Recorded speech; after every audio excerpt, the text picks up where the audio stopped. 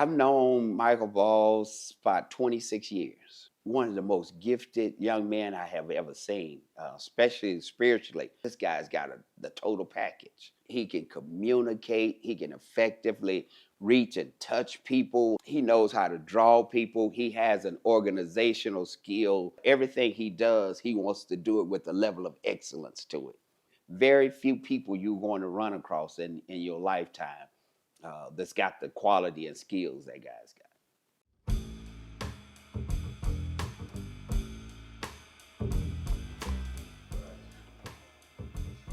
Am I up high enough? Feels like I'm good. I don't sit in these barber chairs, believe it or not. I don't know what it's supposed to feel like. I'm like,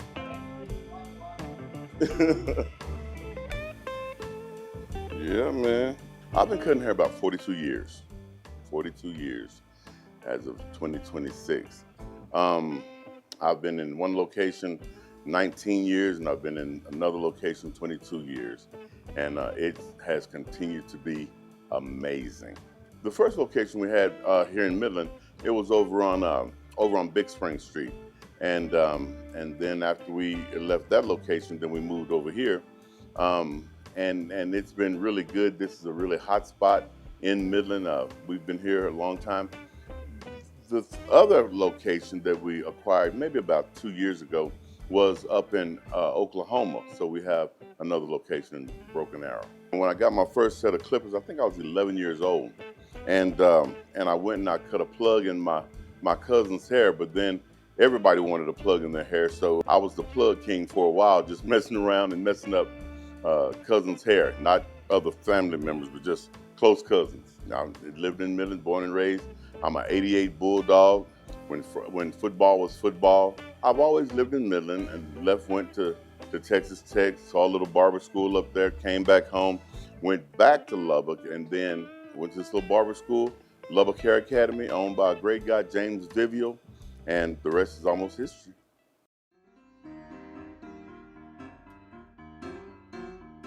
The history of this building, at once, it was Price's Bar, a little place that you could actually come and have a party, a drink, a cocktail. Some things got kind of interesting. Some gambling type stuff would go on, so there was some secretive stuff going on. And this was not a whole street that came through this way. This street that we're on right here was actually just a back street, and it ended. And right here, you made a U-turn and went back out of this street. So this was a building that was sort of out of the way, sort of hidden in plain sight. I was told that this place had a secret hatch that if the place got raided or something like that, that there was a hole in the concrete that guys could go into. And actually there's a ditch that runs along Industrial and Front Street right here in the railroad track, and you would be able to drop down from here, drop down into that ditch, go up under that tunnel, and there's a tunnel leading all the way down Illinois, almost to Midland High School. So I looked around for the tunnel, and I looked around for the hatch, and there's one. There's a place that clearly has been covered, reconcreted. For what reason? I don't know. This area over here was considered the flat. And the flat was a not so good part of Midland, Texas. They say you could find in the flat anything from drugs to hugs. When I got the call to pastor this church, you had to come down Lamesa Road, cross the tracks to get over here. And the moment you cross the tracks, that was just all drug activity. I mean, you cross the tracks, people run. If you turn left or right, they run up on your car and ask you what you're over here for. Basically asking what kind of drugs you want. So I was coming over here. I had a young family and didn't want to continue bringing my family through that. And so God gave us the vision of all of the different businesses that were down there, for bars, nightclubs, gambling shacks. And so we just started making them an offer. How much you want for your business? And We started buying them. We took bars and turned them into a food pantry. We took gambling shacks, turned them into a restaurant, turned them into barbershop. We have a daycare. Used to be a bail bonds place. So we just took all of those businesses and transformed them into viable business that people in this community and also in this church could actually run and create an income for their families. When we first started, we heard a lot of negative feedback because nobody had ever heard of a church buying a bar, buying a gambling shack, buying a nightclub. So everybody always said, the church has no business down here doing none of this. But as they started seeing the transformation, they caught the vision then. People started coming to us and asking what we were going to do with the businesses. And we'd ask them, what kind of ideas you got? Put it in a business plan, present it to us. If the business plan looked viable, looked good, we put them in it. And we took all the front cost up. So they walked in with no money and just started a business. You know what? When I saw it for the first time, it just had a sign out front, a parking lot, vacant building. And actually, my pastor, Dr. George Bell, Greater Ideal Baptist Church, the day that he and another guy walked to the door and opened the door and I stepped barely in here, I saw it. I saw it so clear that it scared me that I thought that I could step outside the door, look away and look back and see what I just saw again because I saw it going.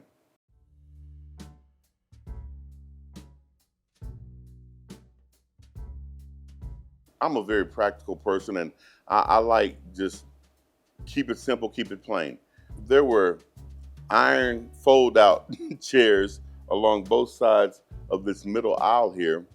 There may have been 2 pictures on the wall, but it started off comfortable. It felt comfortable to me.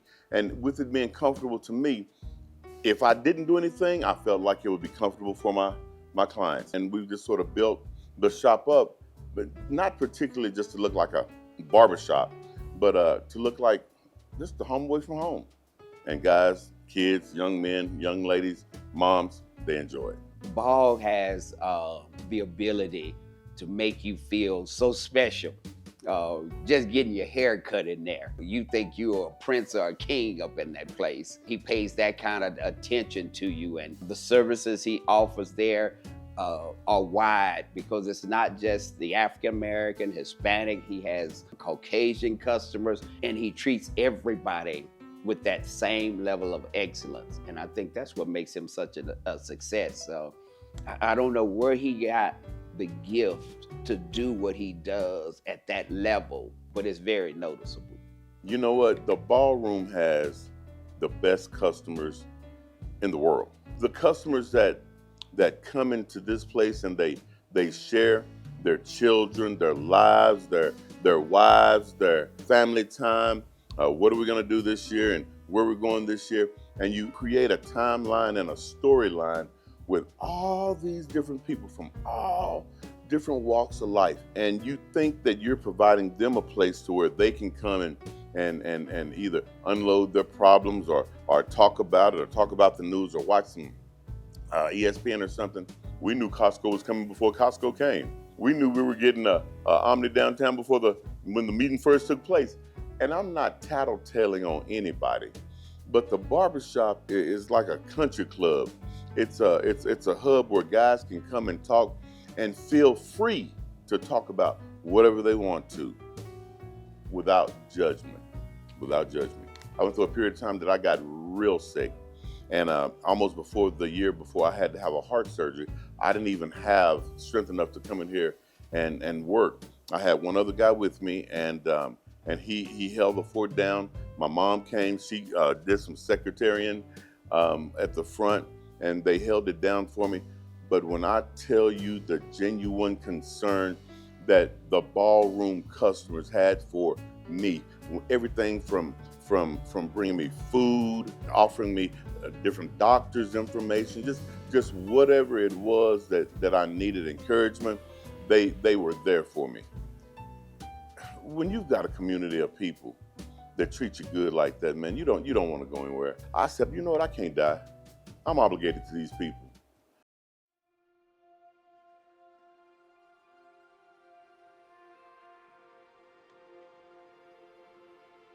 This is Midland. My grandfather, Raymond Shaw, lived and worked here for a grocery store called Gibson's way back in the day.